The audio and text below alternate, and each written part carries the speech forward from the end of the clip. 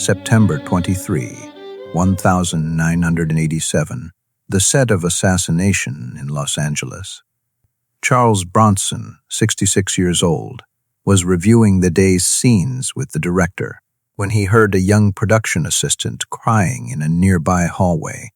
He walked over to investigate and found her cornered by executive producer Martin Kessler, 52, who had his hand on her waist and was whispering something that was clearly unwelcome. "Please, Miss Kessler, I need to get back to work. Come on, sweetheart. One drink tonight. I can help your career." Charles cleared his throat. Both of them turned. "She said no," Charles said quietly. "Step away from her," Kessler smiled, not taking the situation seriously. "Charlie, we are just talking. Why do not you go back to your trailer and—" Charles walked up to Kessler and punched him in the face. One punch, clean, precise, devastating. Kessler went down hard, blood pouring from his broken nose. "If you touch another woman on this set, the next one breaks your jaw," Charles said calmly. Then he turned to the production assistant. "Are you okay?"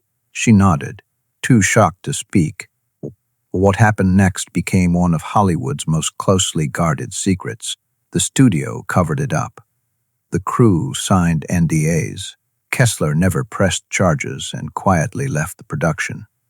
And for 16 years, almost nobody knew that Charles Bronson had punched a producer for sexually harassing a PA until the Me Too movement made people willing to break their silence. This is the untold story of the day Charles Bronson physically confronted a predator and why Hollywood protected the producer instead of praising the hero.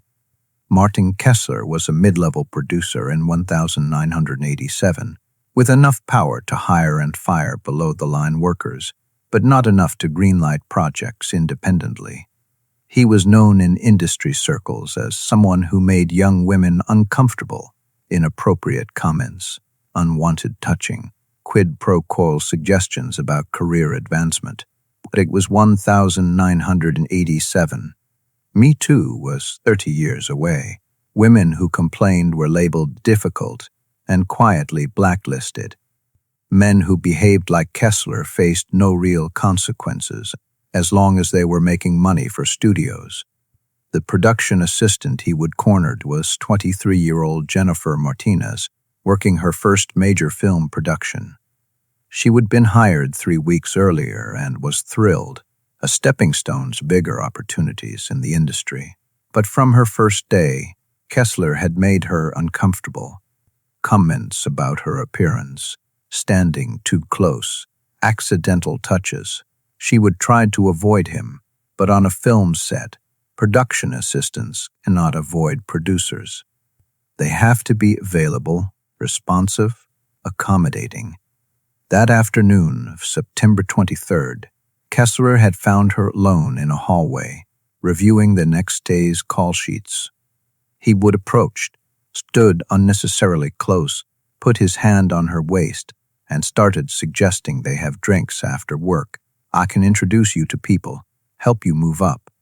But you have to be willing to be friendly." Jennifer was terrified. She needed this job. She could not afford to make an enemy of a producer, but she also did not want to go anywhere with this man.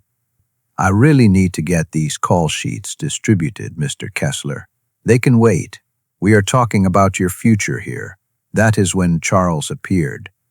Jennifer would later say she would never been so relieved to see anyone in her life. When Charles punched Kessler, the sound echoed through the hallway. Crew members emerged from nearby rooms to see what happened. They found Kessler on the floor, blood streaming from his nose, and Charles standing over him with an expression that promised more violence if necessary. "Someone get this piece of shit off my set," Charles said to no one in particular. The assistant director, who would witness the whole thing, helped Kessler to his feet and escorted him to the production office. Charles turned to Jennifer. "Did he hurt you?"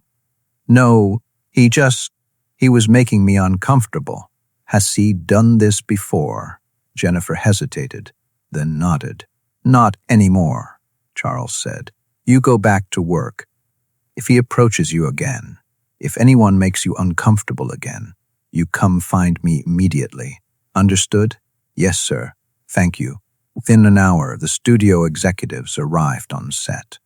Not to discipline Kessler for harassment, to manage the situation with Charles. They pulled Charles into a private meeting. The studio head, a man named Richard Brennan, tried to strike a conciliatory tone. Charles, we understand you were defending a crew member. That is admirable. But you cannot just assault a producer. He was sexually harassing a 23-year-old production assistant who was too scared to stop him. I stopped him. If that is assault, charge me. Nobody's pressing charges. Martin does not want this to become a thing. But Charles, we need assurances this will not happen again. It will not happen again because Kessler will not be on this set again. That is your assurance. Brennan shifted uncomfortably. Martin is an executive producer.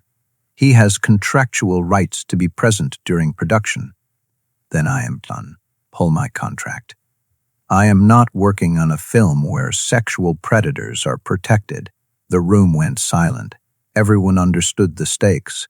Assassination was being financed based on Charles Bronson's star power. Without him, the film collapsed. The studio had millions invested. What do you want? Brennan asked carefully. Kessler off the production. Immediately. His name can stay in the credits if contractually necessary. But he does not come near this set. And Jennifer Martinez keeps her job with no retaliation. And if we agree to this, then I finish the film. This incident never happened. But if I ever hear that Kessler harassed someone else, or that Jennifer faced any career consequences, I will personally ensure everyone knows what happened today. Brennan thought for a long moment. Fine. Martin will finish his work remotely. He will not return to set. And Jennifer, no retaliation. You have my word. Earl stood. Your word better be good. By the next morning, Kessler was gone. The official story was that he had personal matters that required him to step away from day-to-day production duties. Everyone on set knew the truth, but nobody talked about it. The studio's legal team descended, requiring every crew member who would witness the incident to sign non-disclosure agreements. The NDAs were strict, discuss what happened, and faced legal action. Most crew members signed without protest. This was Hollywood in 1987. If you wanted to keep working, you did not make waves. You especially did not publicize conflicts between stars and producers, but the crew loved Charles after that. He would done what none of them could do, physically stood up to a predator and forced consequences. For the rest of the production, Charles was treated with reverence that went beyond his star status. And for Martinez continued working on Assassination and subsequent films. Her career progressed normally, no retaliation, as promised, but she never forgot what Charles had done. In a 2018 interview, during the height of the Me Too movement, Jennifer finally told her story. I was 23 years old and terrified. Martin Kessler had been harassing me for 3 weeks, and I did not know what to do, complain and lose my job, or endure it and hope he would eventually lose interest.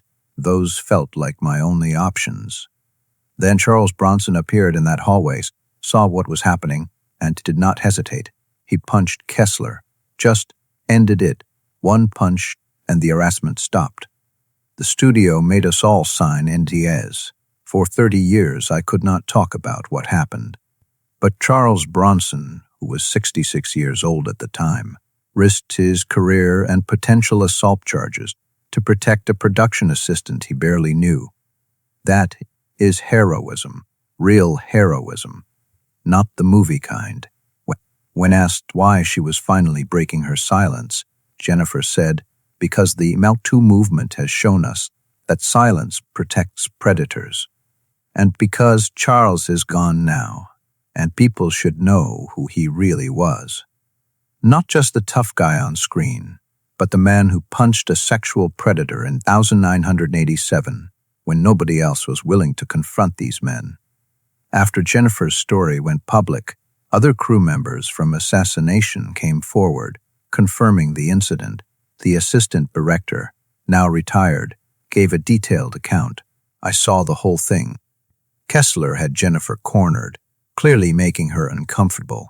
Charles walked up, told him to back off, and when Kessler was dismissive, Charles knocked him flat. The studio wanted to protect Kessler. He had connections, other projects in development. But Charles made it clear, Kessler leaves, or I leave. And without Bronson, there was no film, so Kessler left. We all signed NDAs, which I regret now. We should have made more noise. But in 1987, that is not how the industry worked. You kept quiet, protected your career, looked the other way. Charles did not look away. He never looked away. Martin Kessler, when contacted by reporters in 2018, denied Jennifer's account. "I have no memory of any such incident. Charles Bronson and I had a professional working relationship. Any suggestion of impropriety is false." But when pressed about why he would left the Assassination production mid-filming, Kessler had no good answer. "Personal reasons. I do not recall the specific circumstances." Multiple crew members contradicted his denial, describing the incident in consistent detail. Phone records showed Kessler had been removed from the production office contact list the day after the punch. His producer credit on Assassination included the notation, "Executive producer, pre-production, Hollywood code for someone who worked on a film, but left before completion." Industry researchers discovered that after Assassination, Kessler's career trajectory changed. He continued producing, but never again on major studio films. He worked independently on smaller projects, none of which achieved significant success. Speculation suggests Charles had made good on his implicit threat, quietly ensuring that people in positions of power knew about Kessler's behavior and the incident that removed him from production. Charles never spoke publicly about punching Kessler. In a 1988 interview, he was asked obliquely about on-set conflicts. "I have worked in this industry for 40 years. I have seen good people and bad people. When I see someone being mistreated, especially someone who cannot defend themselves, I do something about it. That is not heroic. That is basic human decency." "Have you ever gotten physical with someone on set?" Charles smiled slightly. "Define gotten physical." "Fighting, altercations. I have made my position clear on certain issues. Sometimes clearly takes different forms." He would not elaborate further. In 2003, when Charles died, Jennifer Martinez sent flowers to the funeral with a note, "For the man who protected me when I could not protect myself. Your courage gave me my career, J.M." Katrina Bronson found the note and asked the funeral home who would send it. They provided Jennifer's contact information. Katrina called her. "Thank you for the flowers. Can I ask, how did my father help your career?" Jennifer told her the story. Katrina listened in silence, then said quietly, "That sounds exactly like something Dad would do. He hated bullies. Always did. He saved me that day, and probably saved other women Kessler would have harassed if the behavior had continued unchecked. Did you ever thank him?" "I tried. Years later, I sent him a letter. I do not know if he ever got it, but I needed him to know what he did mattered." After the call, Katrina found Jennifer's letter in her father's files. It was dated 1995, 8 years after the incident. "Dear Mr. Bronson, you probably do not remember me. I was a production assistant on Assassination in 1987. You protected me from Martin Kessler when he was harassing me.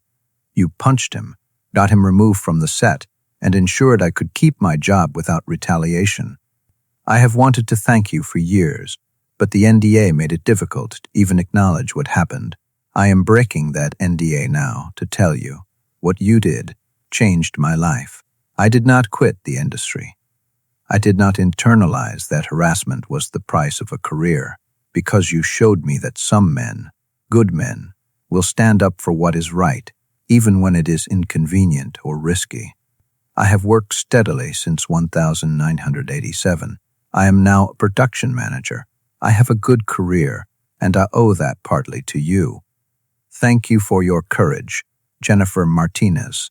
The letter showed signs of being read multiple times, creases from folding and unfolding, slight wear on the edges.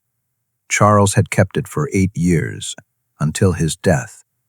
September 23, 1987, a producer cornered a production assistant and made unwanted advances. September 23, 1987, Charles Bronson, 66 years old, punched that producer in the face. September 23, 1987, Hollywood covered it up, forced NDAs, protected the predator's reputation. But Charles did not need Hollywood's approval. He would done what was right, faced the consequences, forced the predator off his set. No press conference, no public grandstanding. Just one punch and a simple message. Not on my set, not to someone I can protect. For 30 years, the story stayed hidden behind NDAs and industry complicity. Then Me Too happened, and Jennifer Martinez decided Charles's heroism deserved to be known. The tough guy who punched a sexual predator decades before it was socially acceptable. The 66-year-old who risked assault charges to protect a 23-year-old production assistant. The man who understood that real heroism sometimes requires getting physical with bullies. That is not Hollywood. That is just Charles Bronson being exactly who he was, someone who did not look away when vulnerable people needed protection. One punch, one career saved, one predator removed. No apologies, no regrets, just consequences for bad behavior, delivered swiftly and absolutely. That is the Charles Bronson nobody knew about for 30 years, the one who mattered most.